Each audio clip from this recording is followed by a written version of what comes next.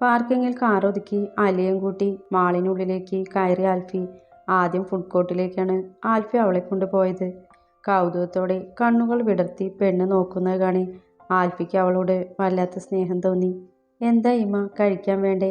അവളുടെ നോട്ടം കണ്ട് ഒരു ചിരിയോടെ ആൽഫി തിരക്കി. എനിക്ക് എന്തായാലും മതി ആൽഫിച്ച, പെണ്ണൊരു ചിരിയോടെ പറഞ്ഞു.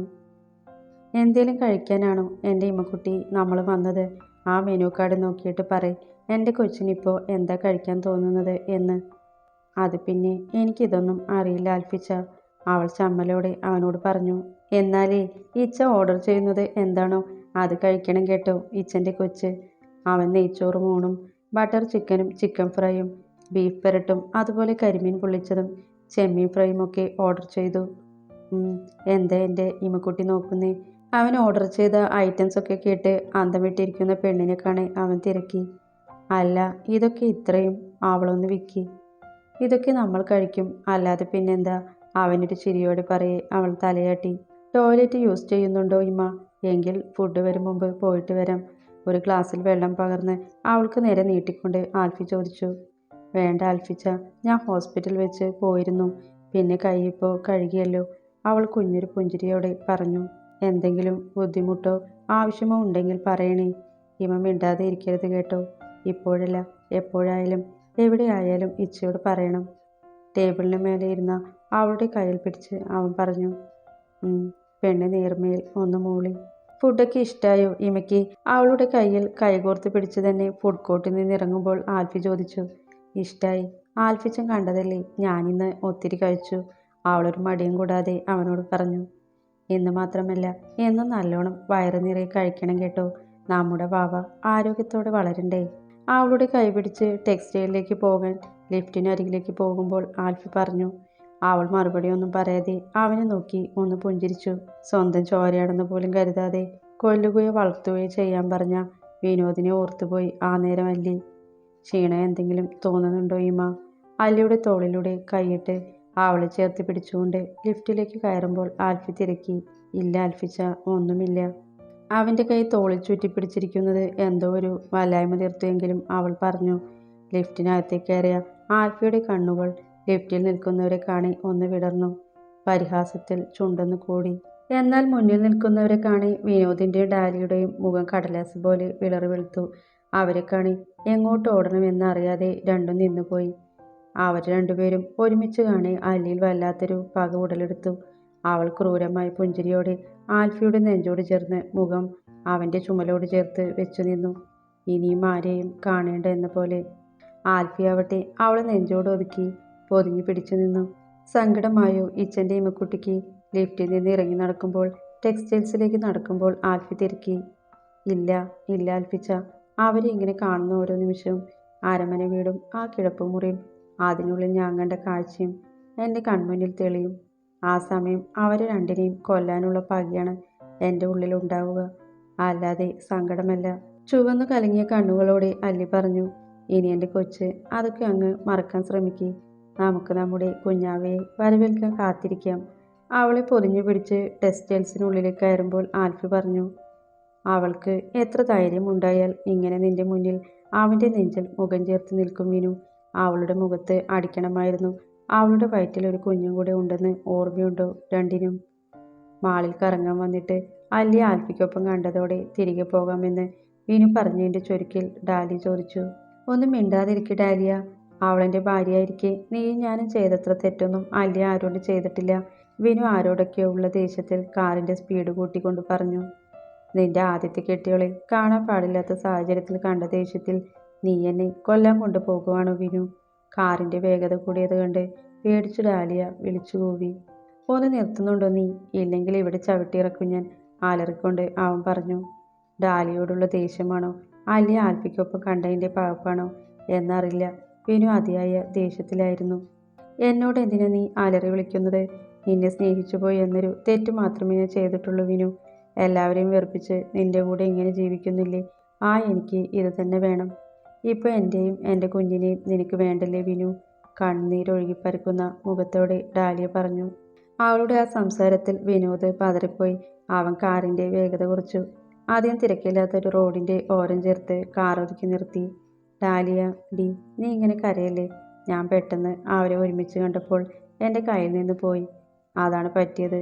അല്ലാതെ നിന്നെയും കുഞ്ഞിനെയും മറന്നിട്ടൊന്നുമല്ല. അവളുടെ തോളിൽ പിടിച്ച് ആശ്വസിപ്പിച്ചുകൊണ്ട് വിനോദ് പറഞ്ഞു. വിനു, എനിക്ക് നീയല്ലാതെ വേറെ ആരുമില്ല.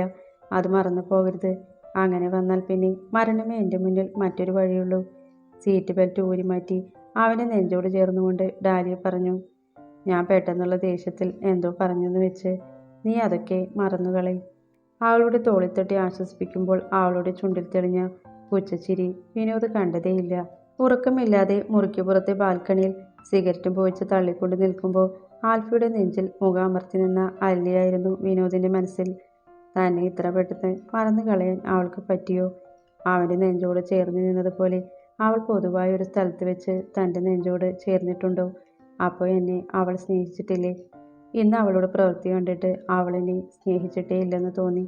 എന്നാൽ ആൽഫയോടുള്ള അടുപ്പം കണ്ടാൽ കുറേ വർഷങ്ങളായിട്ട് ഒരുമിച്ച് ജീവിക്കും പോലെ. അല്ലി, അവളോടും തന്നെ തൃപ്തിപ്പെടുത്താൻ ഡാലിക്കാവുന്നില്ല. അവൾക്ക് എന്നല്ല ആർക്കും ആവില്ലെന്ന് തോന്നുന്നു. അല്ലി, അവളൊരു ലഹരിയാണ്. തനിക്കത് മനസ്സിലാക്കാൻ അവളെ നഷ്ടപ്പെടുത്തേണ്ടി വന്നു. അവളുടെ ഉടലും മുഖവും നനകൂറി കലങ്ങി ചോക്കുന്ന മിഴികളും ഓർക്കെ അവനിൽ ഭ്രാന്ത് നിറയാൻ തുടങ്ങി. അവൻ ടീപ്പോയിലിരുന്ന ബിയറെടുത്ത് വായിലേക്ക് അമഴ്ത്തി. ഇനി ഡാലി കുറച്ചു മുമ്പ് പറഞ്ഞതുപോലെ അവർ തമ്മിൽ നേരത്തെ പ്രണയത്തിലായിരുന്നിരിക്കുമോ? ആ കുഞ്ഞ് അത് അവൻ്റേതായിരിക്കും. അതാണല്ലോ അവളെ അവൻ ഇങ്ങനെ പൊതിഞ്ഞു പിടിച്ച് കൊണ്ടു നടക്കുന്നത്. അല്ലാതെ ആരെങ്കിലും മറ്റൊരാളുടെ കുഞ്ഞിനെ കൂടെ ഏറ്റെടുക്കുമോ? എന്തൊക്കെ പറഞ്ഞാലും ചെയ്താലും തൻ്റെ കാൽ കീഴ്ക്കെടുക്കുമെന്ന് കരുതിയവൾ ഇന്ന് തന്നെക്കാളും വലിയൊരു കോടീശ്വരൻ്റെ ഭാര്യയായി കഴിയുന്നു. ഞാനോ സ്വന്തം വീട്ടിലൊന്ന് കയറിപ്പറ്റാൻ അച്ഛൻ്റെയും അമ്മയുടെയും കാല് പിടിച്ചിട്ടും നടക്കാതെ വാടക വീട്ടിലും കിടക്കുന്നു. ഒക്കെ അവളൊരുത്തി കാരണമാണ്. വിടില്ല അവളെ അവൻ്റെ കൂടെ സമാധാനത്തോടെ ജീവിക്കാൻ. മുൻ ഭാര്യയെ അവളുടെ ഭർത്താവിനൊപ്പം കണ്ടപ്പോൾ അരമന വീട്ടിൽ വിനോദ് പ്രഭാകറിൻ്റെ ഉറക്കം പോലും നഷ്ടപ്പെട്ടു. ആലോചിച്ച് ഭ്രാന്തി പിടിച്ചിരിക്കുന്നവൻ്റെ അടുത്തേക്ക് വന്ന് ഡാലിയ തിരക്കി. എന്തോ കിടന്നിട്ട് ഉറക്കം വന്നില്ല ഡാലിയ. അതാണ്. നീ പോയി കിടന്നു, ഞാൻ കുറച്ചു നേരം ഒറ്റയ്ക്ക് ഇരിക്കട്ടെ. സോപാനപടിയിലേക്ക് ചാഞ്ഞിരുന്ന് കണ്ണുകളടച്ച് വിനോദ് പറഞ്ഞു. അതെന്താ വിനു ഒറ്റയ്ക്കിരിക്കണമെന്ന് പറഞ്ഞത്? ഞാൻ ഒരു ശല്യമായി തോന്നിയോ? തൊണ്ടയിടറിക്കൊണ്ട് ഡാലിയ തിരക്കി. അതൊന്നുമല്ല, നീ പോയിക്കോ. ഈ സമയം ഉറക്കമൊഴിയുന്നത് നന്നല്ല. വിനോദ് കണ്ണു തുറക്കാതെ തന്നെ പറഞ്ഞു. മുമ്പ് എന്നെ വേണം, എന്നെ കാണാതെ ഇരിക്കാൻ പറ്റില്ല, എപ്പോഴും ഞാൻ കൂടെ വേണം എന്നൊക്കെ പറഞ്ഞ എൻ്റെ വിനുവാണോ ഇപ്പോൾ എന്നെ ഒഴിവാക്കാൻ നോക്കുന്നത്? അവൻ്റെ മടിയിൽ കയറിയിരുന്ന് അവൻ്റെ മുഖത്ത് ഉമ്മ വെച്ചുകൊണ്ട് ഡാലിയ തിരക്കി. ഒന്ന് മാറിയിരിക്കുക ഡാലിയ, എനിക്കെന്തോ വല്ലാത്തൊരു അസ്വസ്ഥത തോന്നുന്നുണ്ട്. വിനോദ് അവളെ തള്ളിമാറ്റിക്കൊണ്ട് പറഞ്ഞു. നിന്റെ പ്രശ്നം എന്താണെന്ന് വിനു? എനിക്ക് അല്ലിക്കൊപ്പം കഴിയേ. എന്നെ കണ്ടപ്പോൾ എന്നോട് ആഗ്രഹം തോന്നി, അവളോട് മടുപ്പും. ഇപ്പോൾ എന്നെയും നിനക്ക് മടുപ്പായി. ഇന്ന് അല്ലിയെ കണ്ടപ്പോൾ നിന്റെ കണ്ണിൽ കണ്ട ആസക്തി ഞാൻ മനസ്സിലാക്കിയതാണ്. അവളെ ഇനി തിരികെ കിട്ടില്ല വിനു നിനക്ക്. പിന്നെ ഒന്ന് ഞാൻ പറഞ്ഞേക്കാം, ഞാൻ അല്ലിയല്ല എല്ലാം സഹിച്ച് നിനക്കൊപ്പം കഴിയാൻ. ഞാനല്ലാതെ മറ്റൊരാൾ നിന്റെ ജീവിതത്തിൽ ഇനി ഉണ്ടാവാനും ഞാൻ സമ്മതിക്കില്ല. അങ്ങനെ വന്നാൽ നിന്നെ ഞാൻ കൊന്നുകളയും. അല്ലാതെ അല്ലി ഇറങ്ങിപ്പോയതുപോലെ ഞാൻ അങ്ങ് പോകില്ല. അവൻ്റെ ഭാവമാറ്റം കാണി പുച്ഛത്തിൽ പറഞ്ഞു. ഞാൻ അങ്ങനെയൊന്നും ചിന്തിച്ചു പറഞ്ഞതല്ല ഡാലി. ഇന്ന് അവരെ ഒരുമിച്ച് കണ്ടപ്പോൾ എനിക്ക് വിഷമം തോന്നി എന്നത് നേരാണ്. അല്ലാതെ നിന്നെ വേണ്ടെന്നോ ഒഴിവാക്കുന്നു എന്നോ നീ ചിന്തിക്കരുത്. അവളുടെ മുഖത്തെ പേടിപ്പിക്കുന്ന ആ ഭാവം കാണി വിനു അവളെ ചേർത്ത് പിടിച്ച് മെല്ലെയാണ് പറഞ്ഞത്. നിനക്ക് വിഷമമല്ല വിനു, നഷ്ടബോധമാണ്. അത് നിന്റെ കുഞ്ഞിനോടോ അതിൻ്റെ അമ്മയോടോ അല്ല. സുന്ദരിയായി ഇന്ന് അല്ലിയെ കണ്ടപ്പോൾ നിനക്ക് സഹിച്ചില്ല. നിന്നെ അങ്ങനെ അങ്ങ് വിടാൻ ഒക്കോ വിനു? നിന്റെ സ്വത്തിൽ കണ്ണുവെച്ച് തന്നെയാണ് ഞാൻ നിനക്കൊപ്പം കൂടിയത്. ഇപ്പോൾ എനിക്കറിയാം ആ പ്രഭാകരൻ കനിയണം നിനക്ക് എന്തേലും കിട്ടണമെങ്കിൽ. നോക്കട്ടെ അയാൾ ഏതുവരെ പോകുമെന്ന്. പിന്നെ കുഞ്ഞ്, ഇതിന് അച്ഛനാവാൻ നീ തന്നെയാണ് നല്ലത്. ഡാലിയ വിനോദിൻ്റെ നെഞ്ചു ചേർന്നിരുന്ന് വയറിൽ തലോടിക്കൊണ്ട് മനസ്സിലോർത്തു. അമ്മ എന്താ ഈ നേരത്ത് ഈ ഇരുട്ടിൽ വന്നിരിക്കുന്നത്? ഉറക്കമൊന്നുമില്ലേ? രാത്രി ഉണർന്ന് കുടിക്കാൻ വെള്ളമെടുക്കാൻ വേണ്ടി അടുക്കളയിലേക്ക് പോകുമ്പോൾ മുൻവാതിൽ തുറന്നു കിടക്കുന്നത് കണ്ട് അങ്ങോട്ട് വന്ന ദീപു ബിന്ദുവിനോട് ചോദിച്ചു. എനിക്കെന്താ, ഞാൻ ഓരോന്ന് ഓർത്തു വന്ന് ഇരുന്നതാണ്. അവൻ്റെ മുഖത്തേക്ക് പോലും നോക്കാതെ ബിന്ദു പറഞ്ഞു. അമ്മയ്ക്ക് അല്ലിയുടെ കാര്യത്തിൽ എന്നോട് നല്ല ദേഷ്യമുണ്ടെന്ന് എനിക്കറിയാം. പക്ഷെ നമ്മുടെ ആരുമല്ലാത്ത ഒരാൾക്ക് വേണ്ടി നമ്മുടെ സന്തോഷം കളയുന്നത് എന്തിനാണ് അമ്മേ? ദീപ അവർക്കരികിൽ ഇരുന്നു കൊണ്ട് ചോദിച്ചു. അല്ലി നിന്റെ ആരുമായിരിക്കില്ല ദീപു, പക്ഷേ അവൾ എൻ്റെ മോളാണ്. ഞാൻ വളർത്തിയ എൻ്റെ കുഞ്ഞ്. അതിനെയാണ് യാതൊരു മനസാക്ഷിയുമില്ലാതെ രണ്ടു ഉയിരോടെ ഈ വീട്ടിൽ നിന്ന് വെറും കൈയോടെ ഇറക്കി വിട്ടത്. ബിന്ദു നുരഞ്ഞു പൊന്തി വന്ന ദേഷ്യം അടക്കി പിടിച്ചുകൊണ്ട് പറഞ്ഞു.